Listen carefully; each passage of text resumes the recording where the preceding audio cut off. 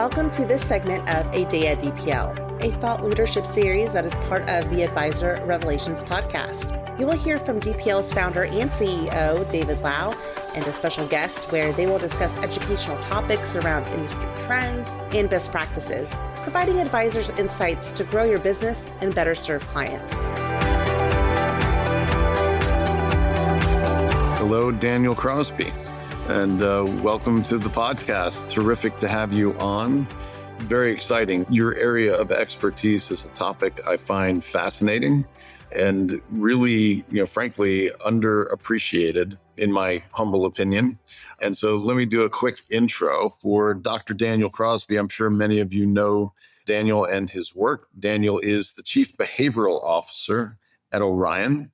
In this role, he develops behavioral tools, training, and technology for financial advisors to allow the practical application of behavioral science, which is really important.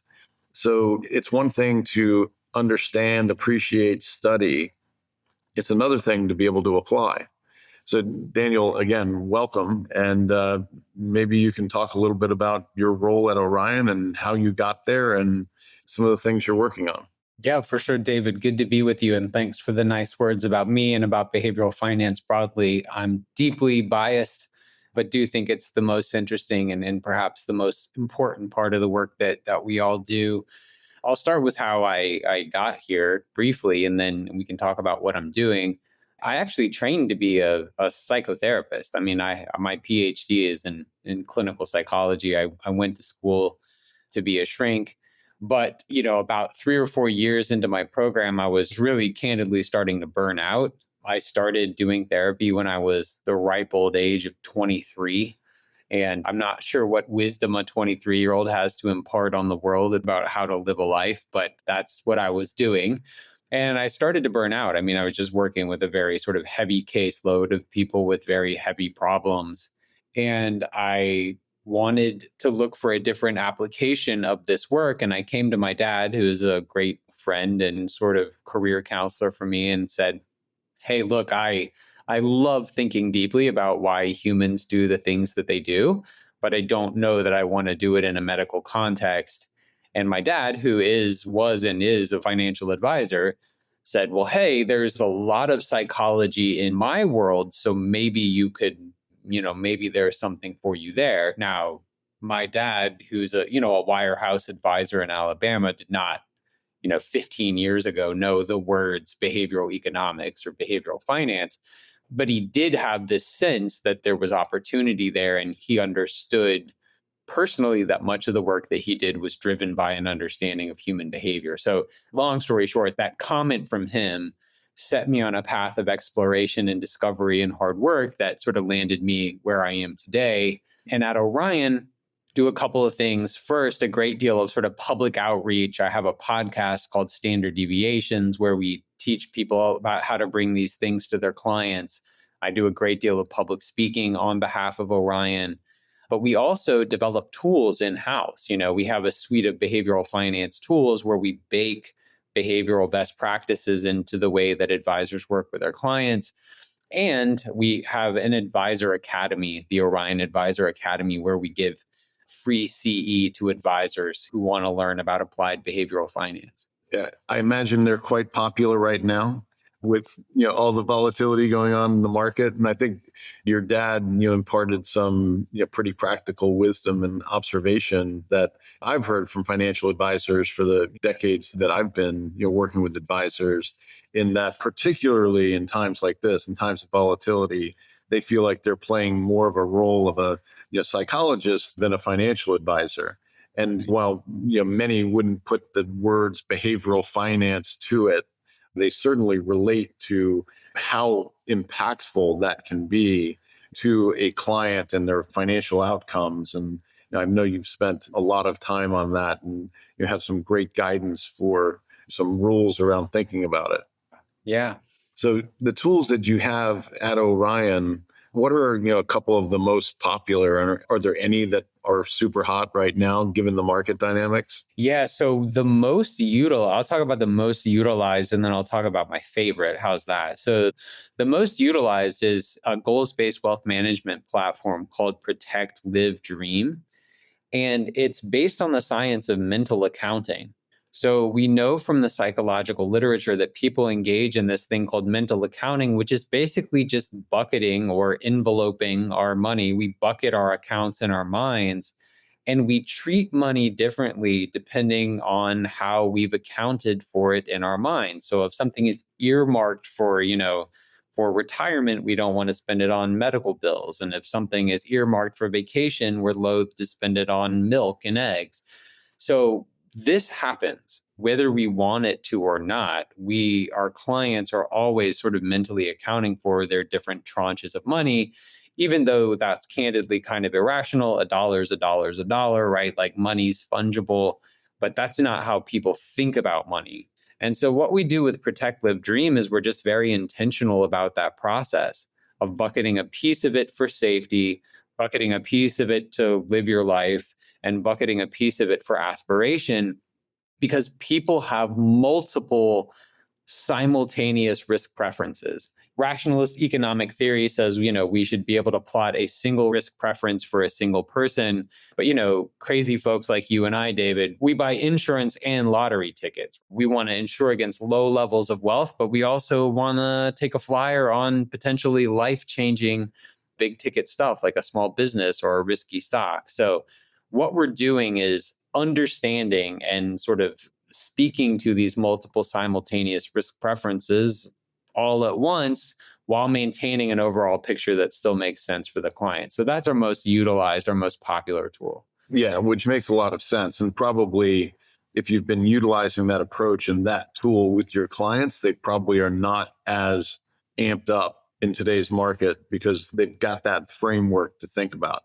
So you're exactly right. So if you go, in my book, The Soul of Wealth, I cite the power of taking the worst case off the table. And what the safety bucket does, what sort of a dedicated sleeve of safety assets does, is during a time like this, when your clients are calling you up and saying, are we going to have a recession? Are we in a bear market? And I mean, you rightly have to say, I don't know and I don't know. I mean, that's kind of the only honest answer. But you can say this, like, look, the average bear market with a recession is about 18 months in length, has an average drawdown of about 30 to 35%. And so let's say we are, right? Like, let's just take the worst case. Let's say we are in a recession and we could expect a 33% drawdown and 2 tough years. Well, we have a safety bucket here. We knew there would be days like these. We have this safety bucket here. You're good. We have 2 years of safety here for you. You can ride out the storm and come out the other end okay. And in the book, I cited an observational study where people who had those dedicated safety assets were 10 times less likely to go to cash and make sort of a sweeping change to their portfolio when the advisor could point to that. So even though, again, money is fungible and money is money is money, if you've dedicated a certain sleeve or a certain product to this pursuit of safety and you have something to point to when your clients come in worried, it can do a great deal for their peace of mind. It's such a super interesting topic to me because, we play a role into that with what we're bringing. Like you said, people like insurance and they like lottery tickets, which is an interesting way to think about it. But like in my time in financial services and working with advisors or individuals, the safety part of the investment, like the actual investment into safety, it's been challenging. It used to be years ago, you had stocks and bonds, and stocks were the risk on, bonds were the risk off, and they were inversely correlated. And so during early years of investing, you were heavily loaded into stocks and less into bonds. And then that shifted and kind of inverted, as you approached retirement. And today, that over really the last almost 2 decades, that's been really challenging as we've seen bonds be really correlated to stocks. And so the notion of how do you get to safety for an investor has been more problematic, I think, from a tactical point of view, for financial advisors. And that's part of where, we can come into and bringing insurance products that have downside protection or guarantees for income, which can be super helpful. And what's fascinating to me is often when advisors, I've spoken to them about this topic of effectively behavioral finance, they're always talking about their clients. And it's like, I wish my clients were calmer, during the storm. I wish they could just stay the course. I hear those words all the time. They can just stay the course. Well, part of it is having them in the right portfolio, the one that matches to their psychology. And how do you think about that? And, how does the advisor play that role in understanding how to build investments around a client's psychology? So this is one of my favorite topics, and it will allow me to introduce a framework that I developed that I feel strongly about. So there's sort of three legs to this stool of how you bring about the sort of behavior that these advisors are talking about, which is, of course, what every advisor wants and what every investor needs. The first leg of the stool, they all start with E to make them memorable. The first leg of the stool is education. So I can't remember what the market's down 1% this morning or something, but that brings us to 11 or 12% down for the year, right? The average intra-year drawdown over the last 35 years has been about 14.5%. So in one way of speaking, what we're experiencing now is completely normal. And yet, the way that the news acts, you would think that every 10% tumble in the market is a wholly unprecedented thing. Recency bias. Yeah, like that could speak to the end of times. One of the things that advisors need to do is educate their clients. That's that first leg, so that they're a little bit of a financial historian to say, look, you should assume that every year, like as regularly as your birthday, you're going to get a 10 to 15% drop in the markets every year. Like every year that we work together, this is going to happen. It's no big deal. And help them to expect that, because the media doesn't treat it as the enormously regular thing that it is. And so, again, other lessons about just how do markets work is one thing that empowers the investors to make it through times like these and go, oh, we've been here before, right? And these tend to be buying opportunities, and this kind of happens a lot. The second piece is the most overlooked, and it's the one that you are talking about. So if the first leg of the stool is education, the second leg of the stool is environment. This is probably my biggest learning of my 2 decades of being a student of human behavior, is that environment is a better predictor of behavior than desire or values, right? And you think about this across a number of contexts. Like in the last year, I've lost a bunch of weight. And one of the ways that I did that was by shaping my environment. Right. And you do simple things like if you don't want to eat Oreos, you just don't buy Oreos, right? Instead of white knuckling your way past a bag of double stuffed Oreos, you just don't bring them in the house. You make your environment better. If you want to work out in the morning, the research shows that laying out your gym shoes and your shorts and your t-shirt, as simple as that is, like that environmental stimulus greatly improves your likelihood of going to the gym. So there's all these environmental cues that I've tried to tweak in order to get in better shape, and it's worked. The same thing is true of investors. If we want our investors to be calm, if we want them to take the ride in the way that we want them to be able to stay the course, we have to design portfolios in ways that maximize anxiety-adjusted returns. What do I mean by that? I think a lot of times we compute something that is spreadsheet optimal, right? The math is optimal, but it doesn't take the human and put the human in the loop. The optimal portfolio for your clients is not the one that on paper gives them the highest returns. The optimal portfolio for your clients is the one that they can live with for 20, 30, 40 years and see through to the end. And not enough advisors have come around to that way of thinking yet. 100%. I think that's just so important. So many advisors, they just think about, again, what is like mathematically the best thing? What does research tell us the optimal portfolio for returns, risk adjusted returns are? It's like, well, that's great. And you should start there, right? So, but not every client can bear that. And there's something I want to talk about related to that, but I want to get to your third E before jumping into it. Yeah, for sure. So, I'll riff on that for a minute. Back in my diet and exercise program over the last year, one of the reasons why this one stuck where others I've tried have failed is because I baked in some imperfection.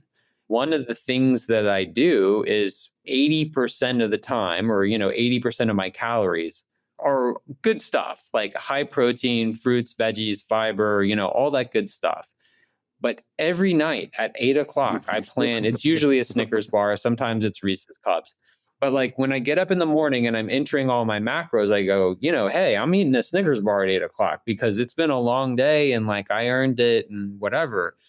There's not a nutritionist on earth that would say, hey, that Snickers bar is the optimal choice for your 8 o'clock snack. I mean, there's better things I could be eating. But that little piece of humanity, right? That little piece of humanity is what allows me to do all the other stuff and not feel like I'm being deprived. So that's a really important concept, I think, for advisors to grasp. The last E is sort of the last line of defense, and it's what a lot of advisors are doing now, and it's encouragement, right? Even for someone who's been educated, even for someone who's in a sensible portfolio, there's just going to come moments where it's scary. And I mean, look, I think we're in one in a very real way. This is kind of a weird time we're going through. It's sort of unprecedented. The causes of it are sort of unusual, and people rightly have concerns and they have questions. And there are moments where the advisor needs to encourage their clients. And there's sort of an art and a science to having those conversations as well that I talk about a lot. But if you do those three things, right, if you educate your clients on the front end and sort of inoculate them against the things that markets do, if you have them in the right environment, if you have them in a portfolio that is reported out and segmented and allocated in a way that they can take the ride, and then if you're working on your interpersonal skills and your bedside manner so you can encourage them when things do get tricky like they are right now, I think those three legs of that stool maximize the likelihood that your client's going to be okay. Yeah. And I think in my humble, undoctoral education of those things, I find the middle E, the environment, to maybe be the most important because, being educated and having that encouragement is a lot more effective when I'm in an environment that I'm comfortable with. And I've seen this in a number of different ways, one of them being very personal, where my father attempted to retire several times over, actually did retire, but it just didn't stick for a little while. Because ultimately, in talking to him, when he was finally going to retire again for the last time, I was like, is this really going to stick this time? I wasn't sure if he was just a workaholic, because I know he's always loved work. But it turned out it was much more related to behavioral finance. And he was with a good advisor that I had recommended to him, a really good firm. And one of the issues he had was just about his retirement income. And he's like, I've been saving my whole life. I've been getting a paycheck my whole life. And now I've got this plan, which doesn't feel like a plan to me. He's a doctorate of physics and MBA. And so like he's definitely into plans. And he's like, it feels like a set of rules that we might try to work on, but it doesn't feel like a solid plan. And there's so much change, I can't get comfortable with it. And I said, Dad, you know what I do? You know what an annuity is? It's going to give you a regular paycheck and kind of replicate some of the behavior you're used to your whole life, getting that budgeting paycheck and the ability to spend and have certainty around your income. And that literally changed it for him. It went from he was very nervous about retirement to he's very comfortable in his retirement. He doesn't worry about the markets, having that.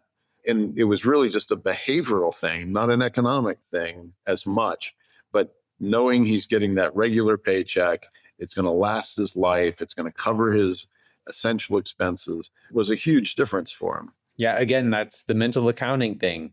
The reason people love annuities, the reason people love dividends and like all these things, it feels like a paycheck.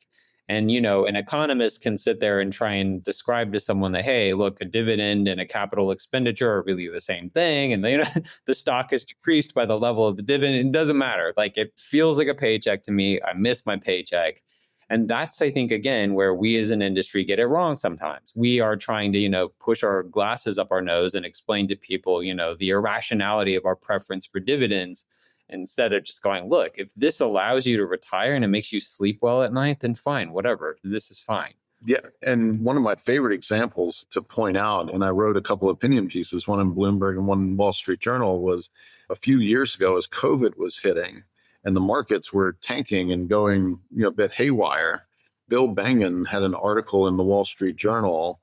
Bill Bengen, for those who don't know, the father of the 4% rule, the safe withdrawal rate within retirement, announced in the Wall Street Journal that he had moved to 10% equity. I believe this is right. 10% equities and 20% fixed income and 70% cash. And if you know what the 4% rule is, it requires that you stay at least 60% in equities in order to maintain that safe withdrawal rate. And he basically said the markets are at a place that I can't stay in them in his retirement. I think he was about 10 years into his retirement.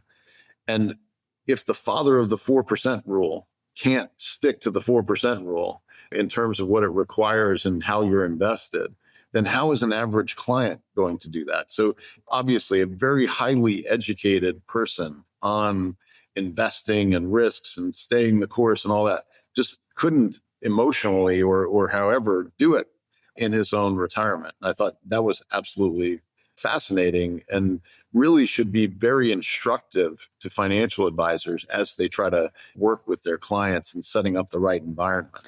Yeah, that's a great story, David. This is what psychologists call the knowing doing gap. And we see it absolutely everywhere. My favorite, it's kind of sad, but it is my favorite example, is that nurses smoke at about double the rate of the general population. And if you ask 100 RNs, hey, who smoke cigarettes, like, hey, is smoking cigarettes good for you? Not a single one of them would tell you yes. But, their jobs are hard. They work weird hours. Their jobs are hard. What are you going to do? That's why they smoke. It's not because they think it's good for them. And, all of us do this in different parts of our lives, right? We don't do the thing that we know to do or that we know would make us happy or fitter or wealthier just because it's hard.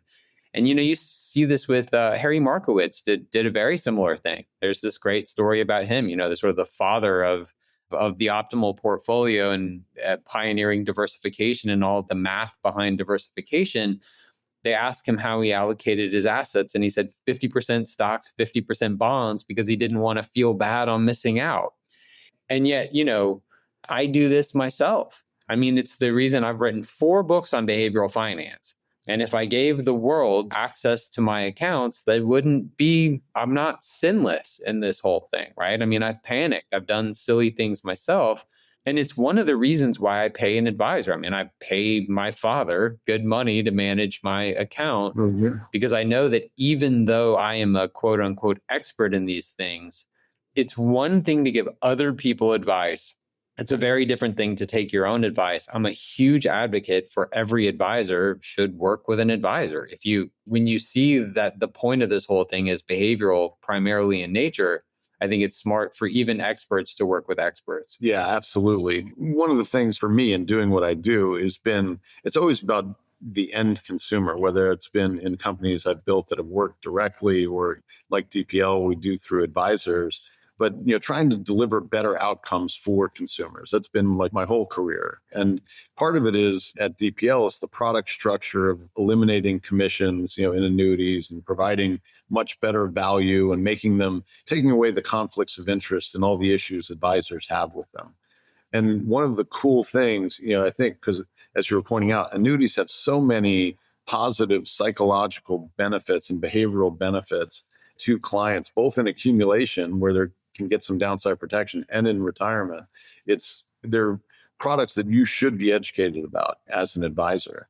And one of the neat things we did about a year and a half ago is we survey our advisors and ask them, and these are RIAs, the only advisors who've never used annuities. How has using annuities impacted your business and your clients? And they repeat back like to us in the surveys, the things that researchers like you would tell them. But they said, oh, we've seen that our clients stay the course more. They're less worried during times of market volatility. They're able to take more income in retirement because they've got the certainty of income. They don't worry about outspending their assets. So you see all these neat psychological benefits repeated back, which is really rewarding when you see, okay, these people have opened their minds to using products that aren't traditionally used by RIAs because they're delivering better outcomes, for clients. And I think that's super cool.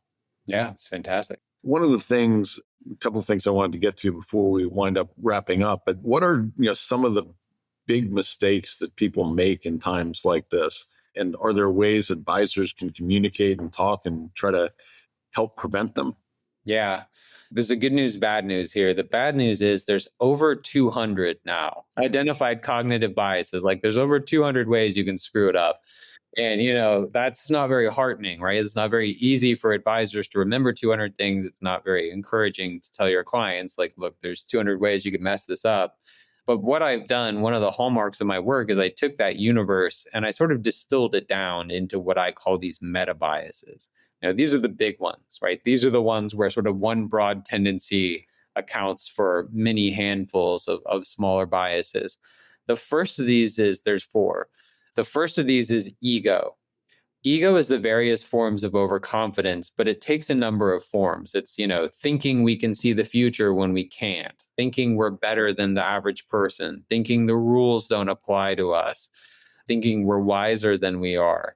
And what this tends to do is it manifests itself in a couple of ways, right? Shunning advice. Ego says, hey, I'll just use E-Trade. Like, I don't need an advisor. I'll just do Robinhood or E-Trade or whatever. Like, I don't need advice. Like, I can figure this out for myself. It also manifests in things like over trading or being excessively active or jumping in and out of your account too much, doing too much, which we see it's been studied in 19 different countries. And we know that the more people trade, the more people they mess with their account, the worse they tend to do in every country where it's ever been studied. So the various forms of ego or overconfidence is a big one. The second one is emotion. So emotion is just what it sounds like. It's confusing your heart with your head and sort of leading with your gut or your intuition. And the research around emotion is really interesting because emotion in many decisional contexts serves us really well. If you are on a date with someone and they kind of give you the creeps, they're probably creepy. Like you probably shouldn't see them again. You should probably trust that. And there's many other contexts where intuition serves us very well because we have many reps. Every day, you and I are meeting lots of people and we're evaluating their interpersonal characteristics and we're learning whether or not they're trustworthy. Like that's something we do a lot of, and we get pretty quick feedback on that. But in markets, the decisions are much more infrequent. The intuition is much less reliable. And it often is even the opposite of what it should be. Howard Marks calls this the perversity of risk. That basically the moment of, if you look at like March of 2009, one of the greatest outflows of all time, and that was the absolute bottom of the market. That was then, followed up by a generational multi 15-year bull market effectively.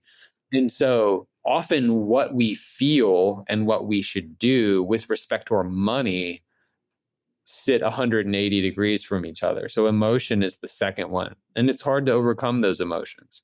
The third one is attention. Attention is our tendency to confuse things that are loud with things that are likely. And one example of this that's very sad is 9/11. So if you look at 9/11, thousands of people perished, right? Thousands of people perished in the World Trade Center and in the Pentagon. And every year we remember those people, we honor those people, and that is exactly as it should be.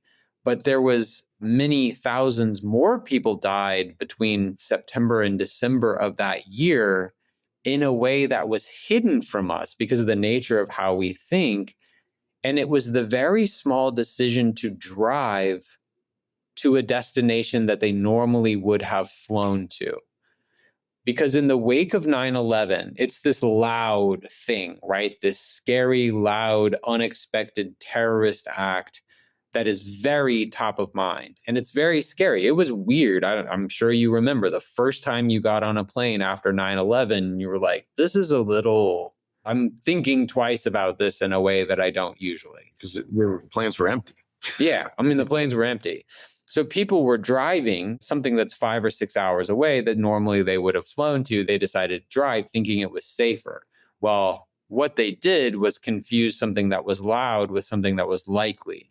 Because from a probabilistic perspective, even accounting for terrorist acts and things that are very unusual, very headline risky, driving in a car is a great deal more dangerous than driving to the grocery store in your car is more dangerous than flying to Japan on a plane. It just is. And so people looked at things that were loud instead of things that were likely. So attention bias has to do with a lot to do with our media diet. What kind of information are we taking in? What are we consuming? And at times like these, it becomes easy to doom scroll. It becomes easy to confuse staying informed with being wildly pessimistic. And that attention bias can lead us to make some really bad missteps. And then the final one is conservatism. Conservatism is our preference for the status quo. It's our preference for the known, for confusing things that we know with things that are good. You know, the US has had a rough start to the year.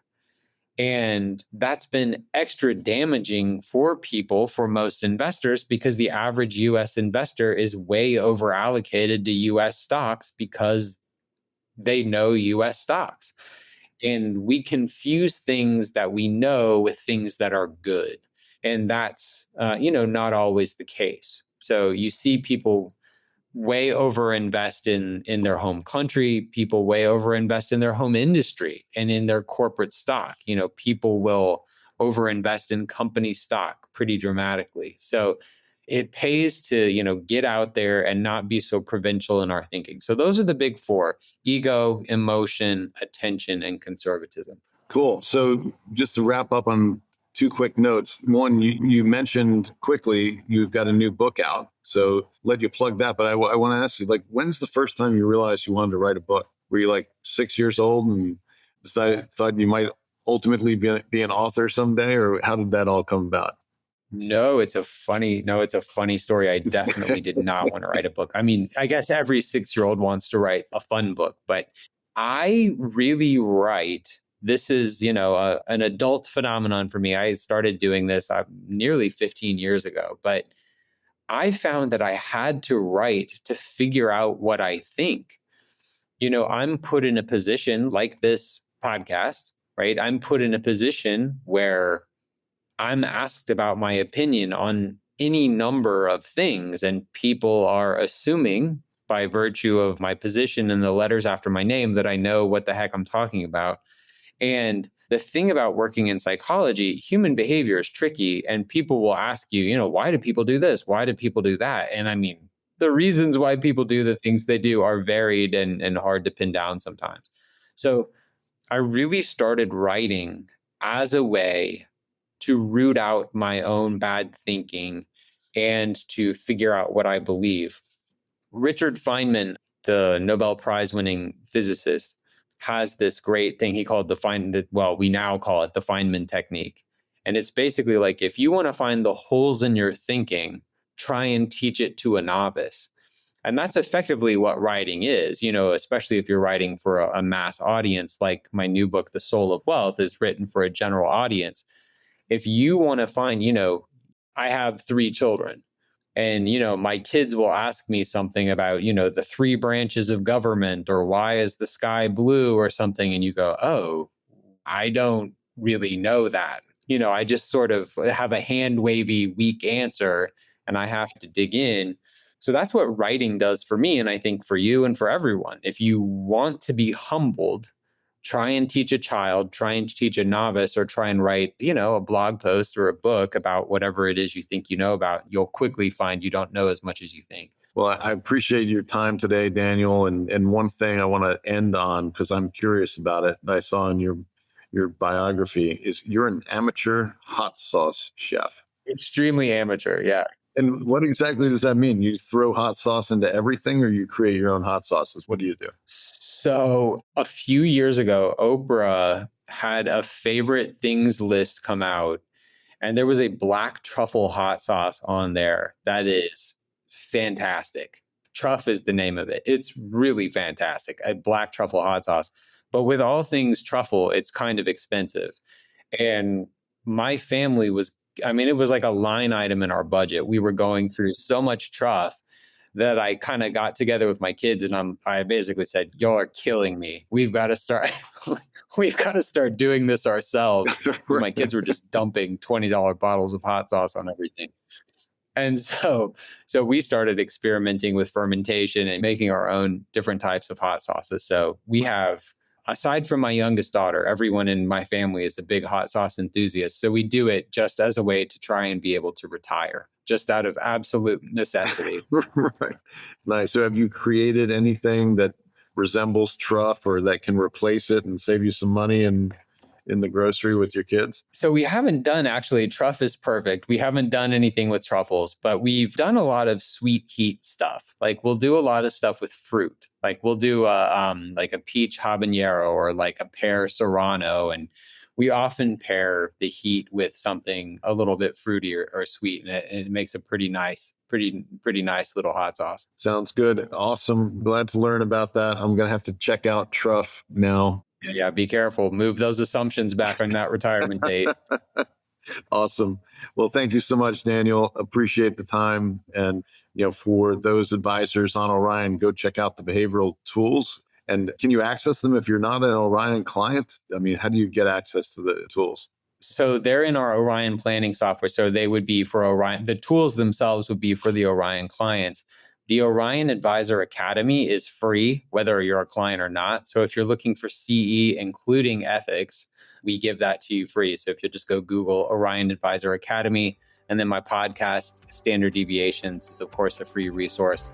And the book will set you back $20, but it's worth it. Awesome. Thank you again so much. Could have gone all day. Love the conversation. Appreciate it, Daniel. Take care. Thanks, David. Thanks for listening. To hear more Advisor Revelations, go to dplfp.com and subscribe on your favorite podcast streaming app.